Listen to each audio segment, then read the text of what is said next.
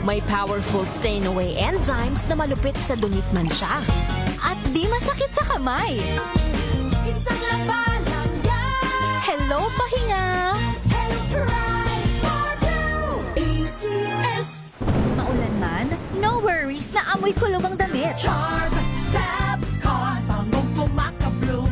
Tanggal amoy kulog sa bango ng charm. Kaya gamit ko, Charm Fabcon with Bloom Fresh technology. Kills 99.9% of kulob-causing bacteria. May aroma burst pa of thousands of flowers and berries. Ang sampay sa loob, no amoy kulob. Bangong kumakabloom sa charm. Charm Fabcon. ACS.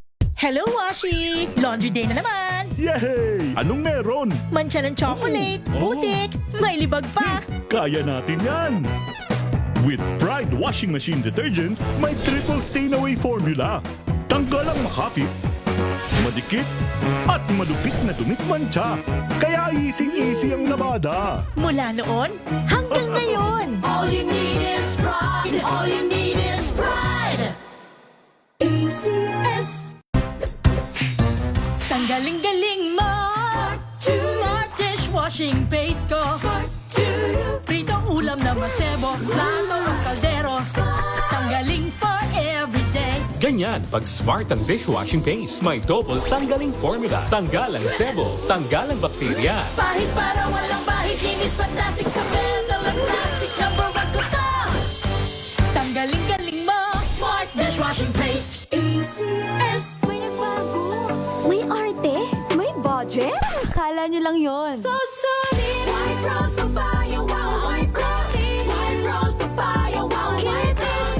White rose papaya. May glow up with white rose papaya. White Rose Papaya. May puti power times 2 kasi may papaya at niacinamide. May shea butter and tea tree oil pa. Kutis sulit ang glow May up. glow up with white rose papaya. White Rose Papaya. Kutis sulit ang glow up. ACS. Galalala Fabcon. Galalala Fabcon. Ang bango ng sampayan. Tara na magsayawan. Calefabcon, amoy nakaka-joyful. Sa lahat ng bagay, simula pa lang, siguraduhing max protection na. Kasi pag kulang ang proteksyon, baka madaling masira. Sa ngipin, dapat may max protection din. Max Alaga ng Unique Toothpaste. With Max Protect Formula, helps stop cavities before they start, while keeping breath fresh. Try Unique Maximum Fluoride Protection. Para Max Alaga, Max Protektado. ACS.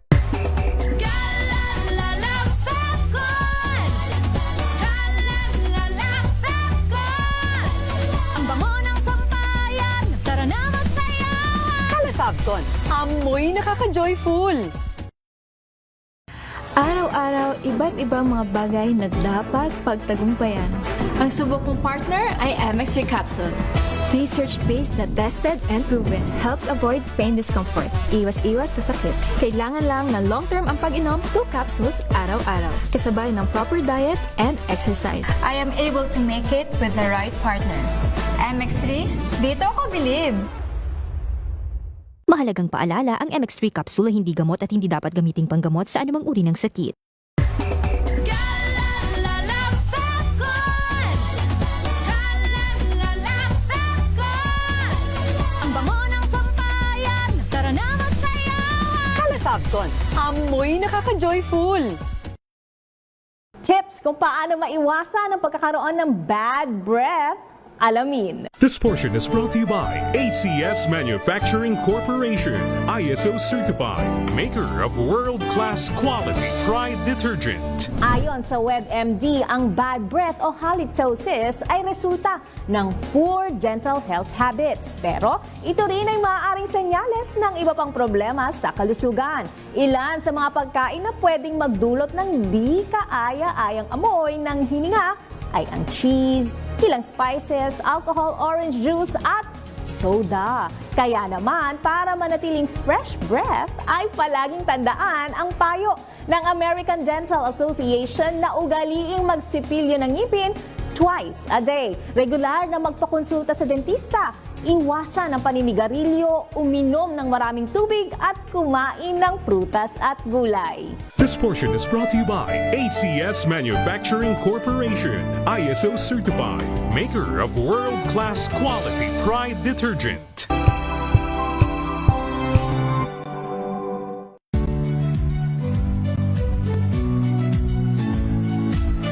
Magandang araw mga kaibigan. Ito po ang inyong balerina ng bayan, si Lisa Makuhay Lizalde, na nag-aanyaya sa inyong samahan kami at ang aming mga espesyal na panauhin para sa kalahating oras ng masayang kwentuhan sa aming programang Art to Art, kung saan ang usapang sining at kultura ay para sa lahat. Huwag kaliligtaan, tuwing linggo, alas 3:30 ng hapon, dito lamang sa DZRH Radio, DZRH TV, at via online streaming.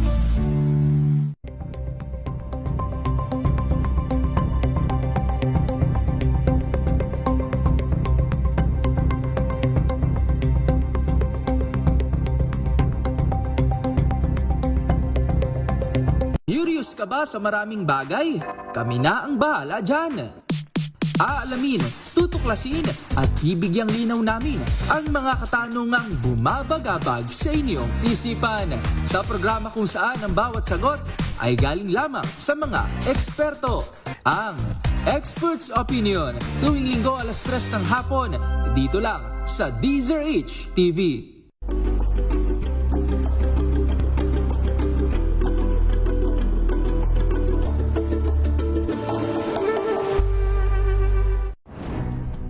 Good vibes ang hanap mo?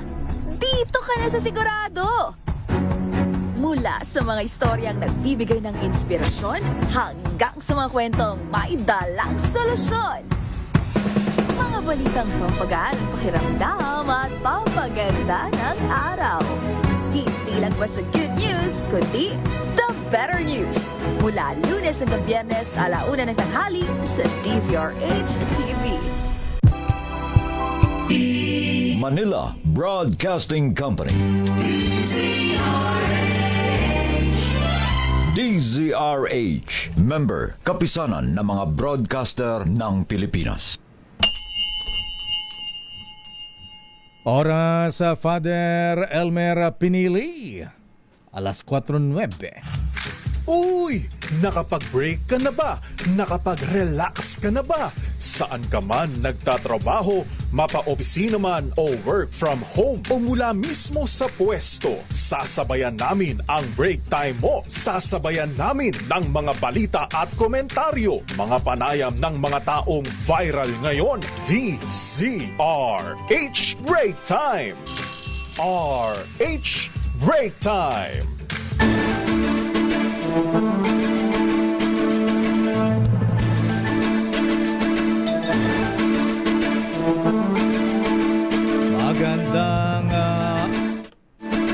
Magandang hapon, Pilipinas.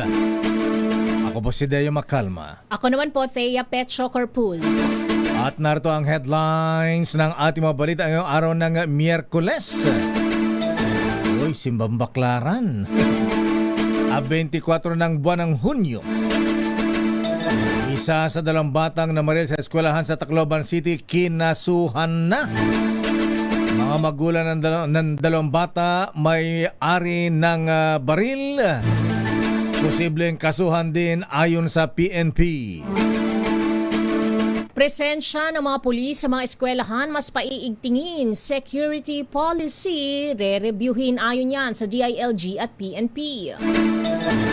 Mga bayolenteng mobile games at iba pang matured rated video. Hirit na pagbawal sa mga menor de edad. Wakwak President Lawrence Tan at dating Congressman Mike Defensor at isa pang anak nito kakasuhan ng NBI sa KTV raid sa Pasig. Ateneo de Manila President Robert Bobby Yap humarap sa investigasyon ng PNP-CIDG. Aba, business tycoon Manny Pangilinan ipapatawag din bukas. Kontratistang si Curly Discaya humirit na makapagpiyansa, umangal sa hirap ng kondisyon sa selda. Dating Pangulong Digong Duterte pinaharap ng International Criminal Court sa status conference sa September 7. 1.32 trilyong pisong laan ng gobyerno sa mga local government units sa susunod na taon, malaking parte ng LGU sa buwis tiniyak ng Malacanang. Bulkang Mayon muli nagkaroon ng effusive eruption. Mga residente binawalang pumasok sa permanent danger zone. Pagdiriwang ng Wata Wata Festival sa San Juan City, naging mapayapa ayon yan sa pulisya. At ngayon sa detalye ng ating mga balita, sa kalagayan muna ng bagyo.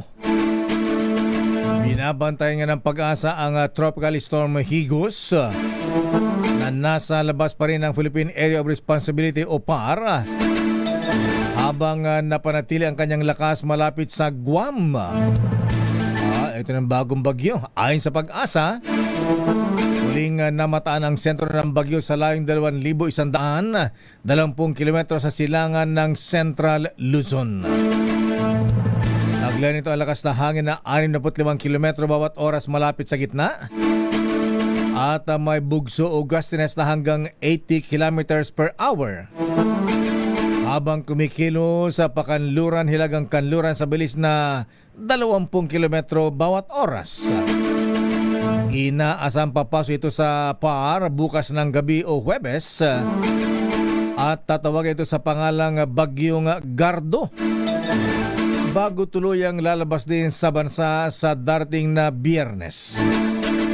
Ayon sa forecast ng Pag-asa, mananatiling malayo pa sa lupa ang bagyo at hindi pa ito makapekto sa panahon, kalagayan ng panahon sa buong bansa.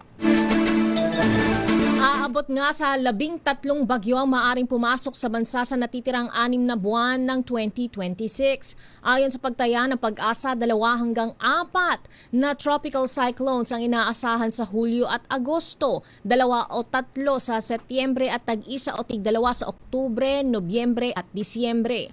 Ang pangalan ng mga susunod na bagyo ngayong taon ay Gardo, Henry, Inday, Josie, Quiapo, Luis at Maymay, gayon din ang Neneng, Obet, Pilandok, Huini, Rosal, Samuel at Tomas. Sa kasalukuyan ay 2 tropical cyclones ang nasa loob at paligid ng Philippine Area of Responsibility. Ito ay ang Bagyong Francisco na nasa Batanes at lalabas sa Philippine Area of Responsibility sa Biyernes at Tropical Storm Higos na inaasahang papasok bukas ng gabi o Biyernes ng umaga at tatawagin sa local name na Gardo.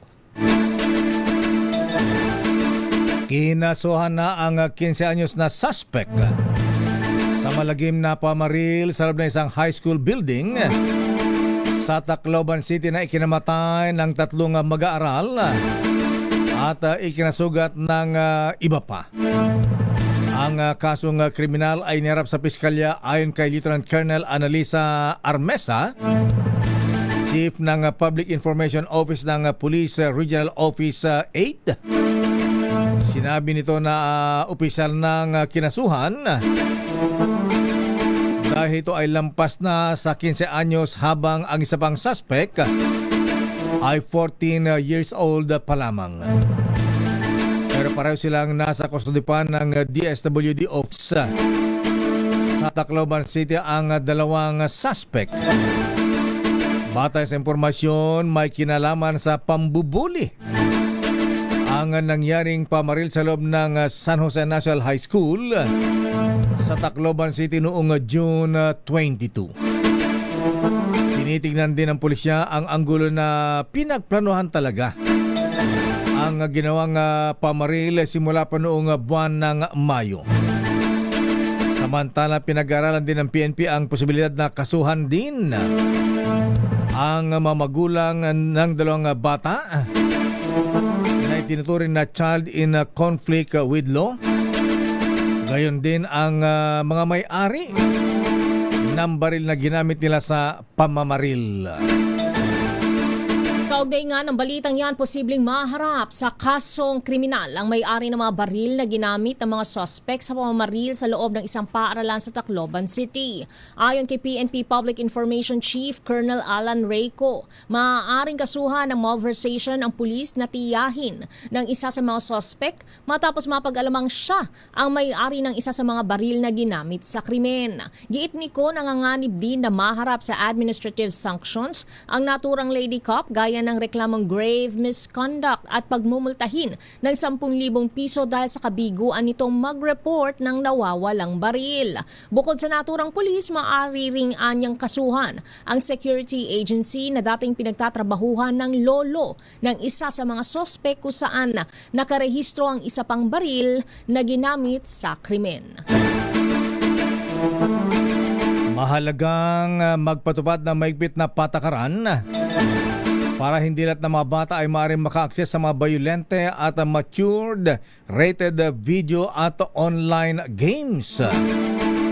Ito naman ang sinabi ni Senator Loren Legarda kasunod ng iniharap nitong Senate Bill number 1955 o ang Proposed Children Safety in Social Media Act. Sa ilalim ng panukala ni Legarda ay bawal gumamit ng social media ang mga batang mas bata sa 16 years old. Mungkay ni Legarda na dapat ay may maigpit na age verification system gaya ng ipinatutupad ng mga financial technology o fintech companies sa mga gustong maglaro ng violenteng online games. Sa nangyaring pamari sa Tacloban, dapat tignan ito na isang mas malawak na problema na kinakaharap ng mga kabataan ngayon. Samantala, pag-aaralan na ng Philippine National Police kung may ugnayan nga ang exposure sa violent content sa mga behavior ng menor de edad. Kasunod ito ng ulat na lulong umano sa larong Gore Box ang isa sa mga suspect sa nangyaring shooting incident sa Tacloban City.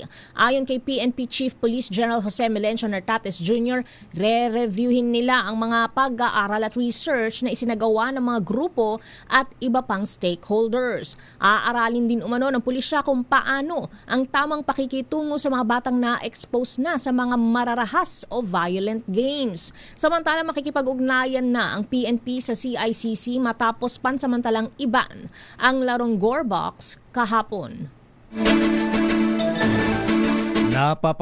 Napapanahon ng repasuhin ang Juvenile Justice and Welfare Act kasunod ng shooting incident na ikinamatay ng 3 estudyante sa Tacloban City. Ito naman ang paniniwala ni Congressman Alfredo Garbin Jr.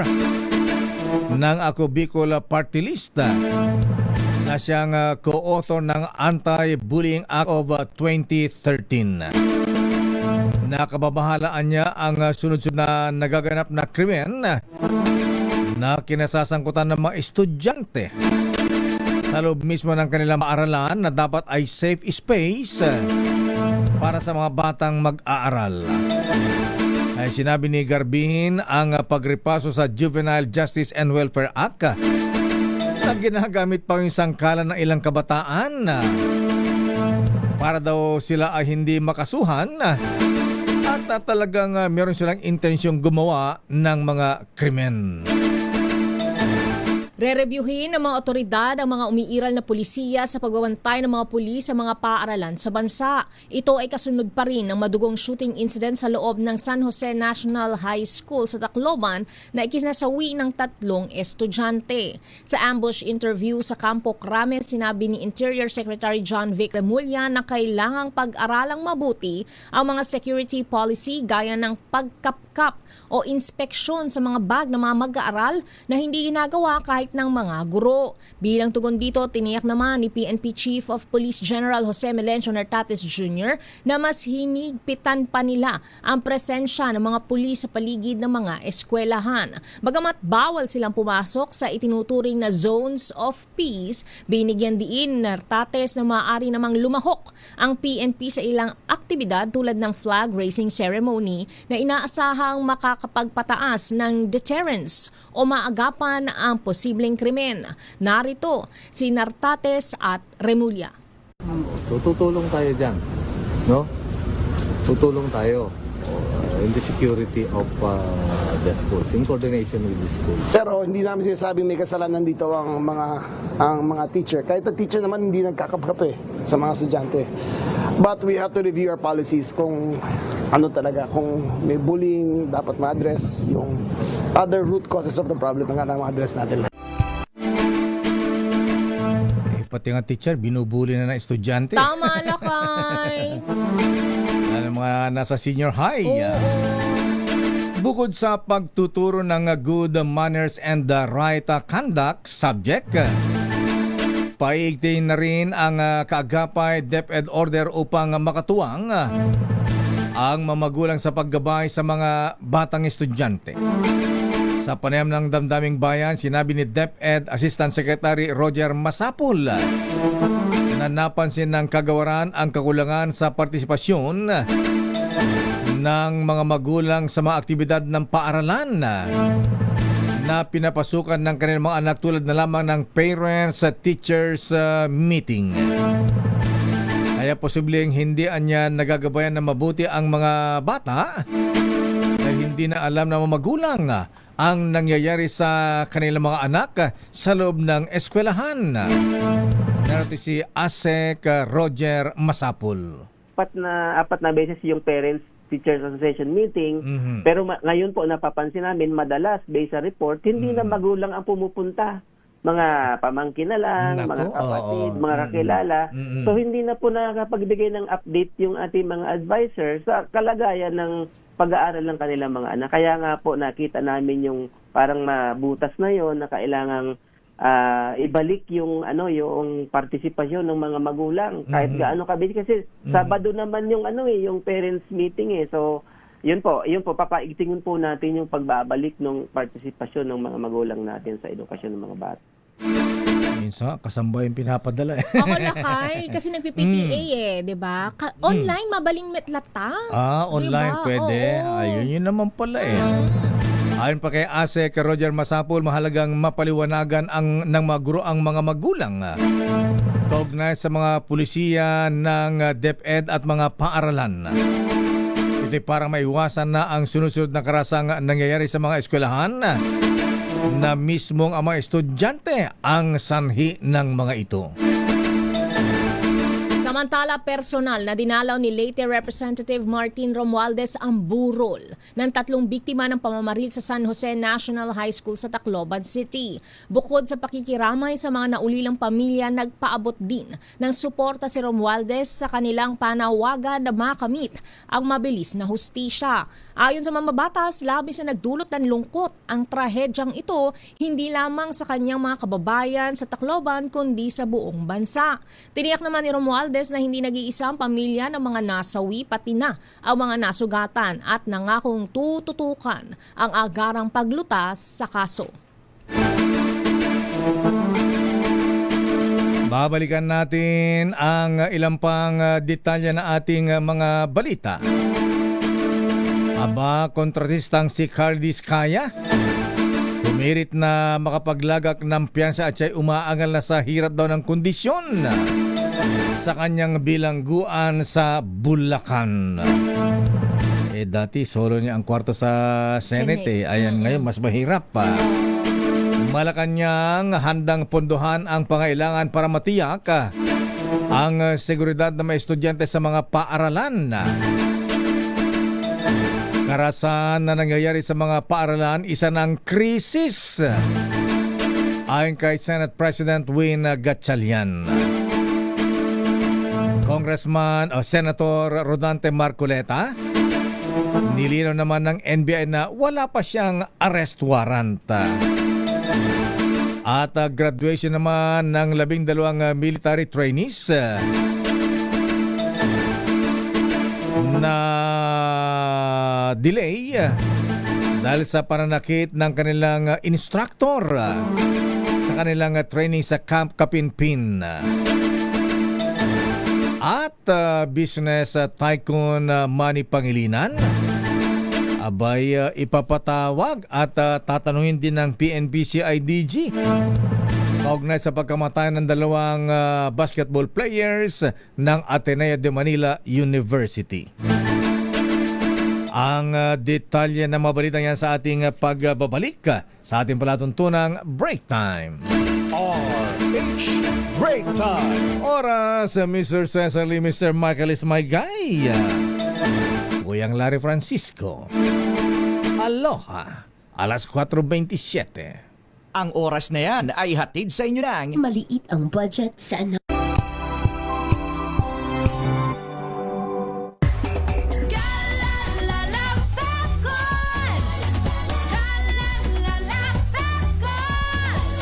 bango ng sampayan, tara na magsayawan! Calafabcon, amoy nakaka-joyful!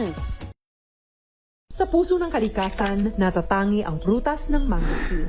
Ito ay nagtataglay ng antioxidant compounds na alpha, beta at gamma mangosteen. Ang MX3 capsule ay isang food supplement na gawa sa natural na mangosteen. Ito ay tested and proven to help avoid knee joint pain discomfort para iwas-iwas sa sakit with long-term supplementation 2 capsules daily. MX3 capsule, tunay, natural at original. Mahalagang paalala, ang MX3 capsule ay hindi gamot at hindi dapat gamiting panggamot sa anumang uri ng sakit.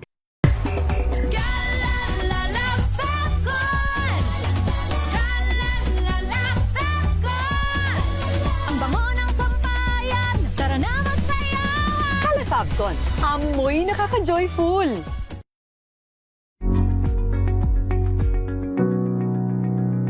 This portion is brought to you by ACS Manufacturing Corporation, ISO certified, maker of world-class quality Pride detergent. Sa patuloy na pagbabago at pagiging advanced ng mundo, halos lahat na siguro ay mayroong access at mayroong mobile phones. Mapabata o matanda ay gumagamit na nito sa marami at iba't ibang dahilan at paraan. Ngunit alam nyo bang may pagkakataon na ito pa ang nagiging dahilan upang tayo ay magkaroon ng phobia na marahil ang ilan ay hindi pa aware na mayroon sila nito. Ito ang tinatawag na nomophobia o no mobile phone phobia. Ito ay ang takot at anxiety ng isang tao kapag nahiwalay o nawala sa kaniyang tabi o paningin ang kaniyang mobile phone na nagdudulot ito ng panic o anxiety sa isang tao. Mayroon din silang labis na pag-check ng kanilang phones sa buong araw at madalas na mag-alala na mawala ng contact sa kanilang mga kausap. Ayon sa mga pag-aaral, ilan sa mga sintomas nito ay ang pagbabago ng paghinga, panginginig, labis na pagpapawis, disorientation, agitation at irregular na pagtaas ng tibok ng puso. Ayon sa Medical News Today, hindi pa malinaw kung ito ba ay nagmula sa existing na anxiety disorder o mula ito at maihahalin tulad sa cellphone addiction. Ayon sa mga eksperto, bagamat wala pang kasalukuyang gamot para rito, ngunit may mga paraan pa rin inirerekomenda ang mga psychologist upang magamot ito tulad ng ibang phobias. Maaaring sa pamamagitan ng behavioral therapies, paghahanap ng wastong support groups and systems, ilang gamot na mula sa doktor, at self-care strategies na makatutulong upang pakalmahin ang iyong isip at katawan. Payo rin ng mga eksperto na agad na kumonsulta at magpatingin sa doktor kung may sintomas ng maranasan ng nomophobia. This portion is brought to you by ACS Manufacturing Corporation, ISO certified, maker of world-class quality Pride detergent.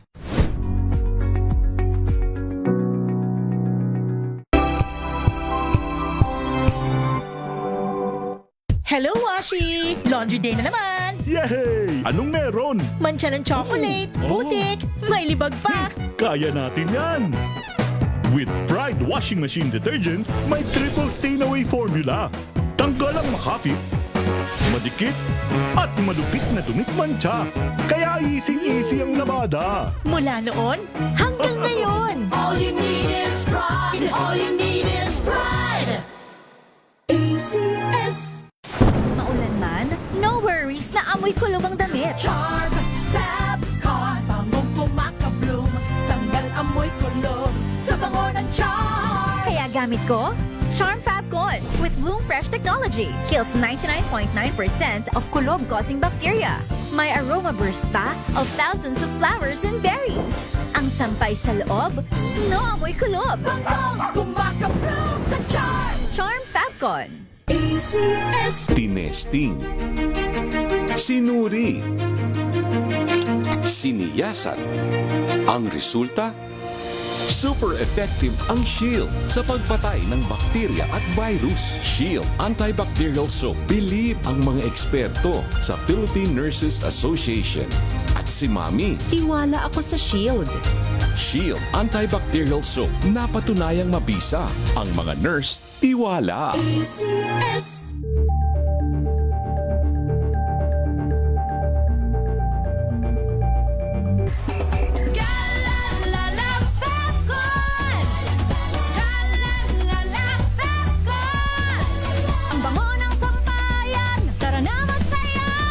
Fabcon, amoy nakaka-joyful!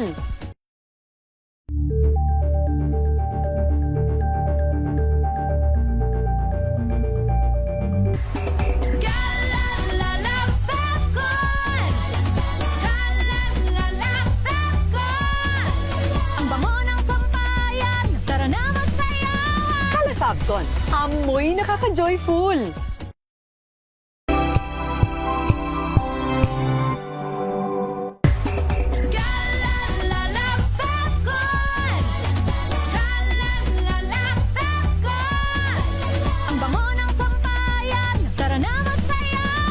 Fabcon, amoy nakaka-joyful!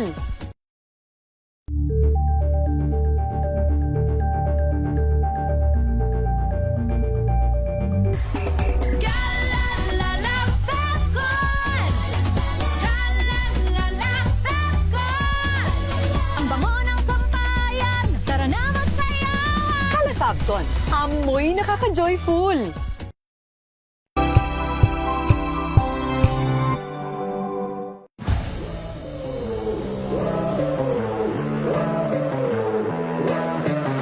Nakarinig lang ako ng bola sa court, takbo na ako dun sa... Sobrang grateful ko nung time na yon, dream come true para sa akin. So sa isip ko lang nun, di ko to sasayangin. Dream ko to eh.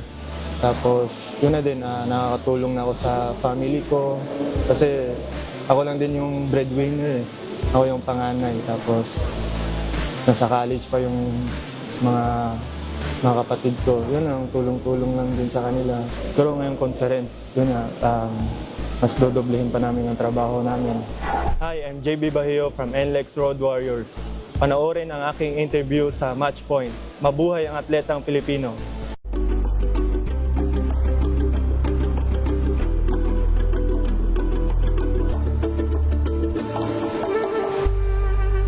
This Saturday on Scene Zone. Chikahan with indie darling Clara Benin at rewind din tayo sa Senti Feels na hatid ng kanyang Really Got Me Thinking concert.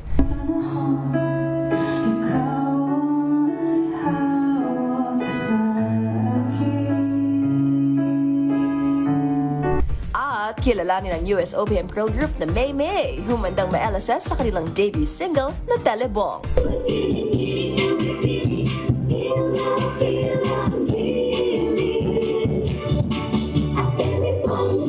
Alas 12 ng tanghali, dito lang sa DZRH TV.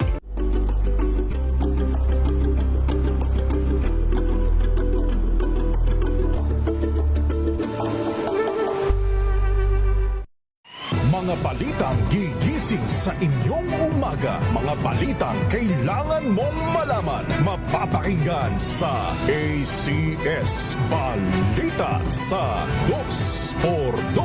Kasama sina Anthony Taberna at Jerry Baha. Lunes hanggang Biyernes.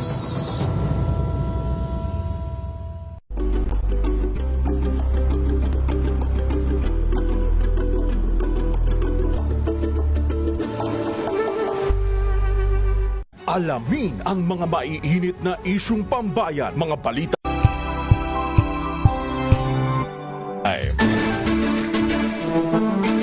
Oras sa illustrious potentate Nelson Yao. Napatungay ng Baclaran Church. Bait naman. Sama ka sa panalangin mo, Noble Sir. Ayan. Pagtirik ng kandila. Ayan, pagtirik mo rin kami ng kandila. At sabi niya, pakibati na rin na happy birthday si Most Worshipful Nitoy Abergas. Happy birthday, Most Worshipful Nitoy Abergas. At ganun din kay belated happy birthday kay Rosana Osang Villegas ng DZRH Drama. At kay Kuyang Ray Vincent David ng TM Kalam Masonic Lads.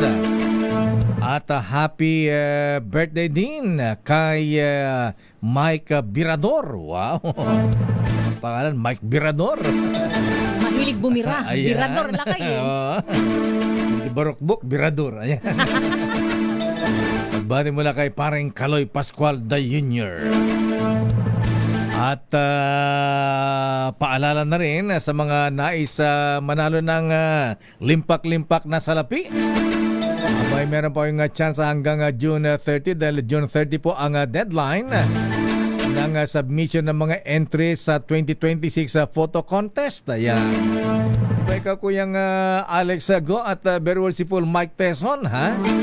Meron din kayo sa photography. Open po ang nasabing contest sa mga amateur at professional photographers. At ang Pagcor Photography Contest sa 2026, ang tema nito ay Kids at Play. Ayan, tulad ng mga nilalaro natin ng mga bata tayo. Ha? Ayon kay Pagcor Chairman at CEO Alejandro Tenco, may naghihintay na 100,000 pesos na premyo sa 8 grand winners sa conventional, mobile at drone categories. Para sa detalye, punta ng kanilang website sa www.pagcor.ph/photocon 2026. At bago ang mga reports, standby Let Narciso, standby Raymond, standby man ang Milky Rigunan, Giselle Ricafort. Abay, ipasok muna natin si Madam Kring Kring. Makinig maigi! Ito na ang chance mo na manalo ng instant 500 pesos kapag darinig mo na ang mahiwagang Kring Kring. Tingnan mo na ang iyong cellphone, baka ikaw na ang susunod naming winner sa Kring Kring Panalo Malakas sa telepono. Para sumali, bisitahin ang Facebook page ng DZRH, fill up pa ng Google Sheet na nakapin sa DZRH FB page at hintayin ang aming tawag sa telepono. Kring-kring na! Sino ang natawagan ni Kring Kring, Miss Taya? A whole new world. Kasi Jasmine Lakay. Jasmine Verva ng Talavera, Nueva Ecija. Puro Jasmine, kala ko Jasmine T. Ayan. Relaxing. Ayan. Ate Jasmine, magandang hapon. Magandang hapon po, sir. Ayan, kumusta po kayo, ate? Mabuti po. Ayan, di ba umulan ng basa dyan sa Nueva Ecija? Katatapos lang po, napakalakas po ng ulan. Dinalo kayo ng baging si Francisco, ano ha? Sa LA din Lakay Sa LA umulan din. Ayan, Lower Antipolo. Simple lang aming tanong, Ate Hasmin. Ano, Hasmin o Jasmine, ate? Jasmine po. Jasmine. Diba? Ikaw, Miss Wina, yung Jasmine na Zay yata. Ayan, Jasmine Verba. Ayan. Ang tanong namin na Ate Jasmine, ayan, abay, simple lang naman. Ano ang himpilan ng radyo sa Pilipinas na kauna-unahan at number 1 nationwide? Walang iba kundi ang DZRH. Ang galing-galing mo talaga, Ate Jasmine. Isa kang henyo, congratulations, ha? Nanalo kayo ng limpak-limpak na salapi. Yay! Samantala, hatawin natin ang mga reports. Malacanang handang pondohan ang mga pangailangan para matiyak ang seguridad ng mga mag-aaral sa mga paaralan. Isama na natin ang mga teachers kasi hindi rin sila safe, ha? Totoo Lakay. Silang unang natatarget kadalasan. At pagka maigpit sa mga estudyante, binubuli din ang mga tinatakot na mga teachers ngayon. Inaabangan sa labasan. Aris number 14, Let Narciso, please come in. Miss Let. Lakay Miss Thea, handa ang Malacanang na maglaan ng karagdagang pondo para sa pagpapalakas ng seguridad ng mga pampublikong paaralan. Ito ay para matiyak ang kaligtasan ng mga estudyante, mga guro at iba pang kawani ng paaralan. Gayun din para maiwasang maulit ang insidente ng pamamaril na naganap sa San Jose National High School sa Tacloban City. Ayon kay Palas Press Officer Pierre Castro, pag-aaralan ng palasyo ang dagdag na budget at para sa pagkuha ng well-trained security guards at iba pang hakbang na magtitiyak sa kaligtasan ng mga mag-aaral. Una lang iniutos si Pangulong Ferdinand Marcos Jr. ang pagrepaso sa umiiral ng mga polisiya sa seguridad sa mga paaralan. Inirekomenda naman ng PNP na 1 o 2 gate lamang ang buksan ng mga eskwelahan para mapalakas ang seguridad at mas maayos na makontrol ang pagpasok at paglabas ng mga tao. Senator Cisa para sa DZRH, una sa Pilipinas, una sa Pilipino. Yes, Lakay? Sino ang kausap ng presidente kanina at ngayon? Ano ba ang napag-usapan? Ano ang latest? Walang Lakay. Tahimik ang Malacanang sa private appointments ni presidente ngayong araw. Secret ba? Secret na?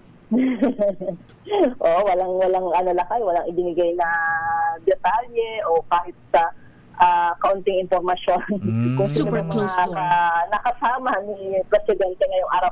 Ano kasi Lakay, holiday sa Maynila, di ba? Oo nga pala, holiday sa Manila. Manila Day, tsaka Wata Wata. Ayan, Wata Wata Festival. Sabay. Ayan, akala ko'y nag-report yung bubit mo ha? Akala ko'y may senador naman nag-iiyak dyan sa Malacanang. Ayan. Bakit umiyak? Sarado ang press office. Sarado ang press office. Pinagsarahan. Okay nga, Rod. Maraming salamat, Miss Let. Balikan niyo na kayo, Miss Thea. Mula sa Malacanang, dumako tayo sa Senado. Karahasan na nangyayari sa mga eskwelahan, isa ng krisis. Yun yan kay Senate President Win Gatchalian. I-detalye mo balitang yan. RH28, Raymond Dadpaas. Raymond. Miss Thea, Mayor, may tuturing na ang isang krisis ang mga nangyayaring karahasan sa mga eskwelahan. Ito ang turing ni Senate President Sherwin Gatchalian kasunod ng pinakahuling insidente ng pananaksak sa isang grade 9 student mula sa Julio Ledesma National High School sa San Carlos City, Negros Occidental. Ayon kay Gatchalian, nakababahala na ito dahil nagluluksapa ang bansa sa nangyaring pamamaril sa Tacloban City ay nasundan na naman.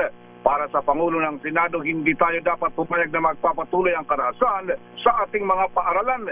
Hindi natin papayagang maging normal ang ganitong uri ng mga insidente. Sabi ni Gatchalian, magkakain siya ng resolution upang masuri ang bigat ng suliranin at matukoy ang mga solusyon para sa kaligtasan ng mga mag-aaral. Bago pa man nangyari ang Tacloban shooting incident, ay may 2 insidente ng pananaksak sa magkaiwalay na eskwelahan sa lalawigan ng Cavite sa pagsisimula pa lang ng school year 2026-2027 ngayong buwan ng Hunyo. Ito si RH28, Raymond Dadpaas para sa DZRH, una sa Pilipinas, una sa Pilipino. Maraming salamat, Raymond Dadpaas. Samantala mula sa Kamara, ganun din. Serye ng karahasan sa mga paaralan na kinasasangkutan ng mga estudyante. Iimbestigahan din ng mga kongresista. Aris number 12, Milky Regional Piscamin, Manang Milky. Lakay at Thea eksen ang Kamara para imbestigahan ang sunod-sunod na insidente ng karahasan sa mga paaralan. Nakapaloob ito sa House Resolution 1146 ni Manila Representative Rolando Valeriano. Sentro ng investigasyon ang mga naganap na madugong pamamaril sa Tacloban at pananaksak sa Cavite na pawang nangyari sa loob ng mga paaralan. Ayon kay Valeriano, matagal ng issue ang problema sa seguridad sa mga campus, kakulangan ng security personnel at maging kawalan ng psychologist para makonsulta sa mental health ng mga mag-aaral. Hindi rin pinalagpas ni Valeriano ang kakulangan ng Department of Education at dapat magpaliwanag ang DepEd Tacloban dahil sa mga nakalipas na buwan, may mga nare-report din mga school-related violence. Sa Cavite, naksak naman ang isang estudyante sa loob ng classroom at sugatan ang 7 nitong kaklase na nakuhanan sa CCTV. Ako si Milky Regional nagulat para sa DZRH, una sa Pilipinas, una sa Pilipino. Maraming salamat, Manang Milky. Samantala, NBI, wala pang arrest warrant laban kay Marcoleta. I-detail mo balitang yan. Ano ang sabi mo? Wala pang Wala arrest, pang. Posibleng meron, hindi ko rin. So magkakaroon. Ganon. Oo. Hindi natin sure, Lakay. Oo, kailangan nating malaman yan. Ang detalye bibigay sa atin ng RH15, Giselle Ricafort. Giselle. Dakay Mistea, wala pa na iniisyong arrest warrant laban kay Senator Rodante Marcoleta. Ito yung sinabi ni NBI Director Attorney Malvin Matibag kasunod ng claim ng senador na posibleng arestuhin siya anumang araw dahil sa umano'y mga gawa-gawang kaso lamang. Pero itiniin ng direktor na kung sakali man, nakahanda silang ipatupad yung arrest warrant. Kasabay nito, pinalagan niya yung mga batikos na natatakot umano siyang arestuhin ng senador. Hamon ni Matibag sa mga ito, bigyan siya ng legal at valid na arrest warrant at huhulihin niya kahit sino pa yan. Pakinggan natin sa NBI Director Attorney Malvin Matibag. Ang trabaho ng NBI law enforcement, pag may dumating sa aming warrant of arrest, we will enforce it no matter what. Nakita niyo naman yung nangyari sa Senado kasi we want to enforce the warrant of arrest. Nababasa ko yan may mga tao na nagcha-challenge na si Matibag, natakot, ewan ko sino yung mga yan na dahil ayaw arestuhin si Marcoleta, naririnig ko yan. Pero wala pong warrant of arrest These people who are challenging me na arestuhin, you bring me a legal and valid warrant of arrest to anybody and we will enforce it. We will arrest anyone as long as we have a legal and valid warrant of arrest. Huwag po tayo sa Facebook magsalita na magsalita. Kung meron tayong ebidensya, dalhin nyo sa NBI and we will do so kung ano po yung trabaho namin. Law and order po ang gusto ng NBI and we will enforce the law no matter what. Matatandaang nag-issue yung Sandigan Bayan ng precautionary hold departure order laban kay Marcoleta at 3 iba pa kaugnay ng umano'y plunder at bribery findings ng Ombudsman. May kinalaman ito sa di umano 75 milyong piso na campaign donation ni Defensor at mga negosyanteng sina Joseph Barrias Espiritu at Aristotel Balulit kay Marcoleta noong isang taon. Nag-ugat naman yung rekomendasyon sa naunang kaso ng Commission on Election dahil daw sa non-disclosure ng donasyon ni Marcoleta sa kanyang Statement of Contributions and Expenditures. Ito si Giselle Ricafort, Leader HU na sa Pilipinas, una sa Pilipino Lakay. Yung plunder case laban kay Senator Marcoleta, na-file na ba sa Ombudsman yan? Alam ko Lakay, ito ay recommendation pa lamang ng Ombudsman sa Sandigan Bayan. At kung hindi ako nagkakamali, sumasa ilalim pa lamang ito sa preliminary investigation. So wala pa talagang kaso na plunder at bribery sa Senator Lakay. Okay, maraming salamat, Giselle. Salamat, Lakay. Balik sa inyo, Ms. Taya. Thank you, Giselle Ricafort. Samantala, 12 military trainees na-delay ang graduation dahil sa pananakit umano ng kanilang instructor sa Camp Kapinpin. Ano nga pananakit yan? Ayan, hindi ba kasama ito sa kanilang training? Aris number 52, Edniel Parosa, please come in. Edniel. Lakay, 12 sa 200 bagong CAFGU Active Auxiliary ang hindi nakasama sa kanilang graduation sa Tanay Rizal ngayong araw. Ito'y habang iniimbestigahan ng 2nd Infantry Division ang alegasyong pananakit ng isang training instructor sa loob mismo ng kanilang barak sa Camp Kapinpin nitong Hunyo 22. Una nating inulat dito sa DZRH News ang paninipa at pamamatok umano ng officer na may ranggong sub-sergeant sa kasagsagan ng fellowship activity sa Division Training School. Lumapit sa himpilan ng isa sa mga biktimang ayaw munang magpapangalan dahil sa takot na mabalikan ng inaakusahan. Ayon kay Colonel Michael Aquino, tagapagsalita ng 2nd ID, bahagi ng protocol ang i-delay muna sa pag-graduate ang sinasabing mga biktima habang naka-isolate naman o hiniwalay muna ang akusadong instructor. Pakinggan natin si Colonel Aquino. Protocol kasi yun pag may mga investigation is nakuhold muna. Kasi nga tinatapos yung investigation. But again, that's a part of the protocol. Pag wala namang nakita mga infractions, is pinapragraduate naman sila. Sumbong ng biktima sa DZRH News, pinaporma sila sa formation ng instructor pagtapos ng isang fellowship na mayroong inuman. Pero dahil nakainom na rin ang mga trainee, ilan sa kanila ang nagtalo, habang naman ang hindi na makatayo pa para makabalik sa formation. Dito umano na buryong o nagalit ang nakainom din daw na instructor, saka pinagsisipa ang mga recruit na nagtamo ng injury sa kanilang rib at tagiliran. Bilang bahagi ng investigasyon ay isasalang ang mga trainee sa kaukulang psychological at physical evaluation. Sakali namang mapatunayan ng pangamaltrato, maaaring maharap sa parusang instructor na posibleng umabot sa demotion o kung hindi man, discharge from service. Ako si Edniel Parrosa, nag-uulat para sa DZRH. Una sa Pilipinas, una sa Pilipino. Maraming salamat, Edniel. Ba't kasi sana pagkatapos na ng graduation? Yes. Di ba? Ang celebration naman talaga dapat after. Ayan, para celebration talaga. Pero kaugnay sa nangyaring sunog sa may Eastwood Olympic Heights sa Quezon City noong June 18, abay may mga residenteng nagrereklamo kaugnay sa nangyaring sunog dahil meron pala maitinagong mga nasugatan. At yung iba ay nasa ICU pa sa ilang ospital dito sa Metro Manila. Alamin natin kay Val Gonzales ang detalye dahil kausap niya ang isa sa mga kamag-anak ng nasunog ba ito? Nasuffocate. Nasa ICU ngayon. Sino siya? Aris number 5, Val Gonzales, please come in, Val. Mayor at Mistea, halos isang linggo matapos ang sunog sa Eastwood Olympic Heights Tower 3 sa Barangay Bagong Bayan, Quezon City, ay ngayon lamang naglalabasan ang tunay na larawan ng nangyaring sunog nung araw ng Huwebes. Batay sa impormasyong nakuha ng DZRH News, sa isang ospital pa lamang ay hindi na bababa sa 10 mga biktima ang nakakonfine sa intensive care unit. Kabilang sa nasa ICU ay ilang minor de edad na 1 taong gulang at 7 taon. Kasama ng Boss Deo at Miss Thea nasa kabilang linya ang isa sa kaanak ng mga biktima. Itago natin sa pangalang si Miss Katrina.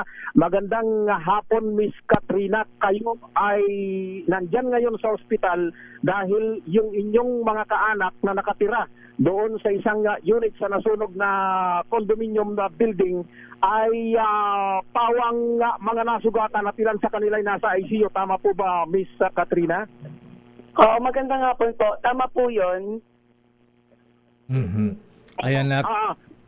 Pakikwento nga po ninyo, may karagdagang katanungan si Boss Deo Macalma at si Miss Thea. Go ahead, please. Ay, Katrina, ikaw ba nasa Eastwood din nung mangyari ang sunog? Hindi po, wala po ako dahil po ako po ay on the way to work nung nangyari yon. Yung kapatid ko po, yung nag-post po sa kanyang social media, pinapunta ko doon. Ngayon, nung pagdating niya po doon, talagang ang dami, magulong-magulo na po doon sa pinakababa ng Olympic Heights, no? At saka ang dami na pong ini-evacuate. Pero yung problema, yung inuna nilang evacuate yung ibang tower na kung saan hindi masyadong grabe yung usok. Yung tower na may madaming usok, doon po nakatira yung kapatid ko at yung senior citizen kong mother. 2 units po yon. Bago po sila nababa, lumampas po ng ilang oras, bago po sila na-rescue, inakit po muna sila sa roof deck, nag-antay doon ng isa pang oras dahil hindi po makababa, dahil wala nga pong kuryente at nasa 29th floor po sila. Yung kapatid ko po, hikain po yon, kaya hindi niya kakayanin po talagang bumaba. Ngayon, nang hindi pong kargahin kasi wala po silang equipment wala pong oxygen, sobrang kulang yung dala ng rescuer na oxygen. Kaya nagtagal po sila dun sa roof deck. Wow, sa roof deck sila tumakbo sa roof deck, dun sila pumunta from 29th floor, Katrina. Opo, kasi hindi na po nila alam, you cannot see from 1 foot in front of you. That's what my mother said. Kasi yung mama ko okay siya, so she's staying with me. So kinwento niya sa akin na pagbukas niya ng pintuan, napakakapal na po ng usok. Wow. At nagugulat po ako dahil wala pong alarm, at yung mga sprinkler para hindi gumana. Ganon. Opo. Tapos yung emergency light, wala din po. It was pitch black according to her. So sinarado niya ulit yung pintuan at sa kanya kami tinawagan isa-isa para humingi ng tulong. So ang nanay mo at kapatid mo nasa ICU ngayon sa isang ospital, Katrina? Hindi po. Yung nanay ko po kasi nasa kabilang unit po siya. Diba, magkatabi kasi yung unit nila. Yung unit ng mama ko iba po it was facing another direction kaya yung hangin pumapasok. Pero yung unit ng kapatid ko, talagang puro usok po yung pumapasok sa kanilang mga bintana. Kaya po talagang nahirapan po sila. Isipin niyo po, ilang oras po sila nandun sa loob ng usok. Yes, matanong ko lang Miss Katrina, wala po bang assistance na ibinigay sa inyo ang management ng condominium? I fair. Meron naman, pero madami pong pagkakakulangan sa admin ng Olympic Heights. Tapos yung mga faulty emergency, medyo hindi lang po kami ang nagsasabi nito madami po akong kausap na residente na wala po sa ICU, pero they had to be brought to the hospital also because of smoke inhalation. Some of them, ito yung mga kasama ko dito sa ICU, ganun din po yung sinasabi. Wala pong alarm, walang sprinkler, at nahirapan po silang bumaba. Tapos may isa pa nga, yung nanay ng 1-year-old and 7-year-old, na-trap pa dun sa may hagdanan, yung fire exit. Wow. Na-trap pa kasi pwede kang pumasok pero hindi ka na pwedeng bumalik. Wow. Ayan. O yun. Apparently, this building is a very old building. So, yung garbage chute nga na yan, dapat hindi na yan ginagamit dahil delikado yan Saan ba nanggaling yung sunog sa 29th floor ba, Katrina? Pasensya na, sir, hindi ko po mako-confirm yan dahil wala po kaming nakikitang report from the Bureau of Fire Protection ba ang tawag sa kanila. Dahil tumatawag po kami sa kanila at wala pong makapagbigay sa amin. Although, meron po kaming balita, not verified, sir, kasi nandito pa ako sa ICU, binabantayan ko yung pamilya namin. Meron na raw lumabas ng Sabado, pero hindi ko po, wala pong naipapakita sa amin. Ang report noon sa basement daw. Pero bakit sa 29 floor yung usok? Hindi po basement yan, sir. Hindi po basement yan dahil malinis po ang basement. On the day of the fire, may mga pumunta sa basement para kunin yung mga sasakyan nila. Wala po. Kahit usok, wala. So, the fire started somewhere. Probably, if I may make speculations po, kasi ito po yung sinasabi ng mga residente, may narinig silang pagsasabog tapos yung usok started from the 16th floor pataas. Kaya po mapapansin niyo yung mga nasa ICU po dito para nasa upper floors po. At saka may similarity po sa location ng kanilang unit kung bakit sila napaka-apektado dahil nasa harap po ng garbage chute po yung unit nila. Ayan. So anyway, ang nakita natin problema rito, Katrina, ay mukhang hindi safe nga dahil walang fire alarm at yung mga sprinkler hindi gumana. Supposed to be dapat gumagana yung pag may sunog, may usok.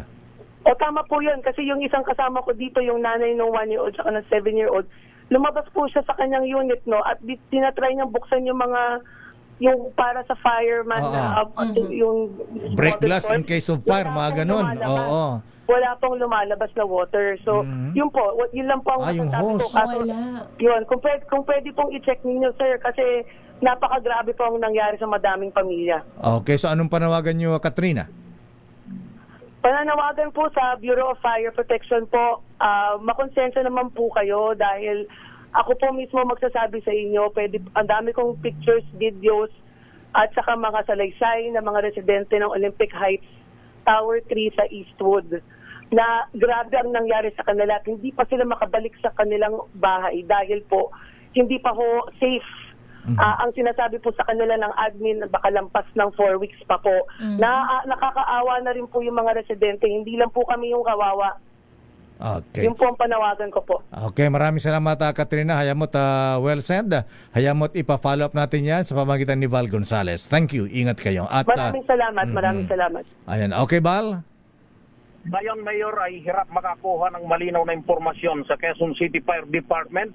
Yung mga mamamahayag na nagko-cover sa Quezon City kaya't walang tiyak na figures kung ilan ang sugatan at kung anong pinakbulan ng sunog. Ngayon lamang, Mayor, habang kausap natin si Miss Katrina, ay may nagbigay na sa akin ng linya ng communication sa Chief Investigation Division ng Quezon City Fire Department sa katauhan nitong si Police Senior Inspector Bernardo Soriano na sa aking gagawing follow-up dito sa insidenteng ito dahil yung kanilang fire marshal, si Senior Superintendent Samiliano ay hindi sumasagot sa tawag sa telepono. Ako si Val Gonzales, DJ Ray, una sa Pilipinas, una sa Pilipino. Maraming salamat, Val Gonzales. Mabuti na lang at walang namatay. Ano, ha? Pero delikado dahil may mga nasa ICU. Correct, Lakay. At hindi pa makauwi sa kanilang mga units. Yan ang malungkot dyan. Sa showbiz, ano ba ang latest kay Sunshine Cruz, Miss Thea? Sunshine Cruz back to work matapos ang 3-year hiatus. Bettina Carlos, isinilang na ang kambal na anak. Ba't ba tumigil sa pag-arte si Sunshine Cruz? Hindi ko lang alam, Lakay. Baka nag-rest, baka nagkasakit. Tinatigil ba ni Charlie? Hindi naman siguro, Lakay. Okay. Sila pa ba? Ang tanong. Yan ang tanong. Di ba nagtatago si Charlie? Kaya nga, hindi tayo mabalitang yan, Angelica Cosme. Matapos ang ilang taong pamamahinga sa showbiz para mag-focus sa kalusugan, back to work na ang aktres na si Sunshine Cruz. 3 years din anyang hindi tumanggap ng proyektong aktres dahil sa kanyang myasthenia gravis, isang autoimmune disease na nagdudulot ng panghihina ng kalamnan. Labis naman ang pasalamat ni Sunshine sa lahat ng mga nagbibigay sa kanya ng proyekto, ngunit natatanggihan sa takot na maging pasanin sa production bunsod ng iniindang karamdaman. Kaya naman, ngayon nagkaroon na raw ng clearance mula sa doktor. Excited na ito sa serye kasama ang isang aktor na matagal na raw niyang gustong makatrabaho. Huling napanood sa isang TV series si Sunshine Cruz taong 2023 sa Unbreak My Heart na pinagbibidahan ni na Jody Santa Maria, Joshua Garcia, Richard Yap at Gabby Garcia. Samantala sa iba pa ang balita, isinilang na ng aktres na si Bettina Carlos ang kanilang kambal na anak ng non-showbiz husband na si Mickey Eduardo. Best Father's Day gift nga raw nito para sa mister ng may uwi na sa kanilang tahanan ng kambal. Mga gunita na kasabay ng kanilang 5th wedding anniversary Disyembre noong nakaraang taon nang inanunsyo ni Bettina ang pagbubuntis. Bukod sa kambal, may 2 pang anak ang aktres. Ang panganay na si Gami at 3-year-old daughter na si Amina. Morning Showbiz Angel ng DZRH TV, una sa Pilipinas, una sa Pilipino. Maraming salamat, Angelica Cosme. The road is long. At ayon sa ating business correspondent, Mr. Michael Ismaygay. How much, Lakay? Naku, malungkot na Miss Tedel. Bumababa naman, sumasasad naman ang halaga ng piso. Abay, kung kahapon ay 61 pesos and 35 centavos ang palitan ng dollar. Ngayon ay tumaas. Mas swerte yung may maraming dollar. Nagsara ang palitan sa halagang 61 pesos and 55 centavos. Wow! Naku, bossing Michael Ismaygay, baka umabot ng 62. Sana wag naman. At yan na ba natin palatunto ng break time. Ako po si Deo Macalma. Ako naman po, Thea Petro Corpus. Nakabalansyadong balita susunod na. Henry Urat, Miss Kay, Karen Oyong. Oras, alas 5:03. This time check is brought to you by ACS Manufacturing Corp. Wow, ang saya. Isang barangay na labada, puro mancha pa. Goodbye, pahinga. Mommy, isang laba lang yan sa Pride Bar Blue. May powerful stain-away enzymes na